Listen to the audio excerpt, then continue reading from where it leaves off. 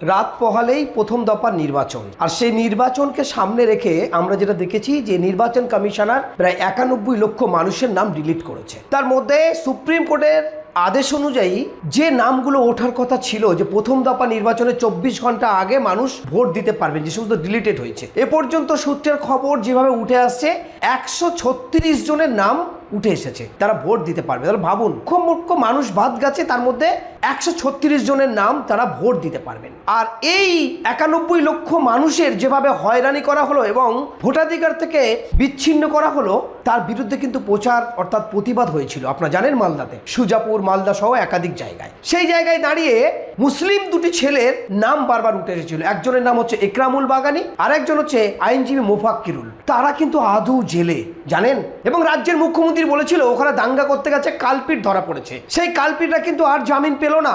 একরামুল বাগানি তৃণমূলের হয়ে সর্বসময় প্রচার করতেন। তার এলাকায় বিশেষ করে এবং এই রাজ্যে তার আশেপাশে ক্যানিং, পশ্চিম ভাঙড় সহ একাধিক জায়গা তৃণমূলের লিডারদের তিনি ধারাবাহিক প্রচার করতেন এবং যাই করতেন তৃণমূলেরই সাপোর্টে ছিলেন। কিন্তু আজকে একরামুল বাগানে তার একটি সোশ্যাল মিডিয়া চ্যানেল আছে, সেই চ্যানেলে এসে ধারাবাহিক তৃণমূলেরই প্রচার করতেন। কিন্তু আজও দেখা গেল না তৃণমূলের একজন প্রতিনিধি তার হয়ে কথা বলতে। বিশেষ করে তার এলাকায় ফিরদাউসি বেগম নামে একজন বিধায়ক আছে এবং তার স্বামী নজরুল ইসলাম নাম উঠে আসে, যে তাদের ধারাবাহিক প্রচার করতেন, কিন্তু তারাও তার বিরুদ্ধে একটা কথা বললেন না। এবং 294টা বিধানসভায় যারা দাঁড়িয়েছে, ইমতিয়াজ আহমেদ মোল্লা ছাড়া আর কেউ তার পক্ষে দাঁড়ায়নি। এখনো পর্যন্ত কাউকে কোনো প্রচারে তার পক্ষে দাঁড়িয়ে কথা বলতে দেখা যায়নি। না ভাঙড় নামে উঠে আসে যারা দাঁড়িয়েছে শাসক বিরোধী, আমি নাম করছি না, তারা একটা বাক্য খরচ করেছে। না সিপিএম এর পক্ষ থেকে মোহাম্মদ সেলিম, না অধীর চৌধুরী থেকে শুরু করে হেভি ওয়েটি লিডাররা, কেউ কিন্তু তাদের নামের বাক্য খরণ করছে না, কারণ তারা মুসলমান। তারা কিন্তু 91 লক্ষ মানুষের, আমি ধরে নিলাম, প্রতিবাদ তারা করেছে, কোনো অন্যায় দেখা যাচ্ছে না। তারপরেও তাদেরকে যেভাবে রাজ্যের মুখ্যমন্ত্রী বললেন আমি সিআইডি দিয়ে তাদের ধরিয়ে দিয়েছি, কিন্তু এখনো কেন তারা জামিন পেলেন না? কি এমন অপরাধ? ইতিপূর্বে যেটা শোনা যাচ্ছে তাদের একাধিক মামলা দেওয়া হয়েছে, তার আগে তো কোনো মামলা তাদের ছিল না। তাহলে একাধিক মামলায় জড়িয়ে যাওয়ার কারণটা কি? তাহলে এই ডিলেটেড মানুষদের আর বাঁচানো যাবে না? তাদের অগ্রাধিকার কেড়ে নেওয়া হবে, তাদের ধন সম্পত্তি কেড়ে নেওয়া হবে। সুপ্রিম কোর্টের আদেশ অনুযায়ী যেটা শোনা যাচ্ছে 136 থেকে 38 জনের নাম তারা বাছাই করতে পেরেছে। তাহলে এত লক্ষ মানুষ কিভাবে বাদ পড়ে? ভাবার বিষয় আছে। এভাবে একমাত্র বিধায়ক ইমতিয়াজ আহমেদ মোল্লা, তিনি কিন্তু এবারের প্রার্থী, এবং তানার মুখ থেকে একটা জিনিস শুনেছি, যেখানে মানুষ বিপদে পড়ে বুক চিতিয়ে তিনি লড়াই করেন এবং মানুষের পাশে দাঁড়ান। একরামুল বাগানি এবং মোফাক্কিরুল ইসলাম আইনজীবী, তার পাশেও কিন্তু এখনও তিনি কথা বলে যাচ্ছেন।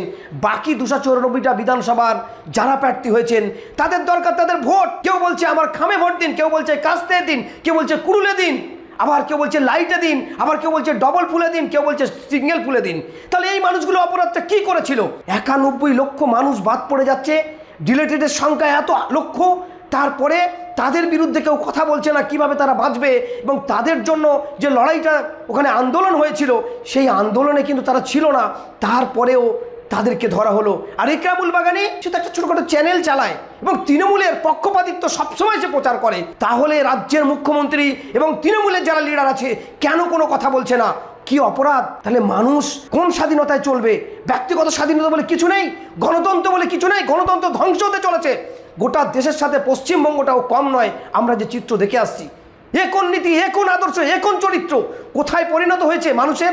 আমরা দেখতে পাচ্ছি এই রাজ্যের যারা হেড স্পিচ দিচ্ছে, তারা সাম্প্রদায়িক কথা বলছে, মানুষের মধ্যে বিভেদ তৈরি করছে, দাঙ্গা বেঁধে যাবে এরামই কথা বলছে, তারা কিন্তু কেউ জেলে যাচ্ছে না। না নির্বাচন কমিশনার দেখা পাচ্ছে, না রাজ্যের মুখ্যমন্ত্রী দেখা পাচ্ছে, না বিরোধী দেখা পাচ্ছে। এমনকি যারা ধর্ষণ করছে, এমনকি যারা খুন করছে, খুন করার পরেও তারাও ফিরে আসছে বাড়িতে। আর এই সমস্ত যারা মানুষের জন্য কথা বলতে গেছে, 91 লক্ষ মানুষের জন্য কথা বলতে গেছিল, আমি ধরে নিলাম তারা কথা বলতে গেছিল, কিন্তু তাদের এভাবে মামলা দিয়ে ফাঁসানো হলো, তারা আর এখন জামিনই পাবে না। 91 লক্ষর সাথে এই দুটি ভোটও বাদ গেল ওই পশ্চিমবঙ্গে থেকে।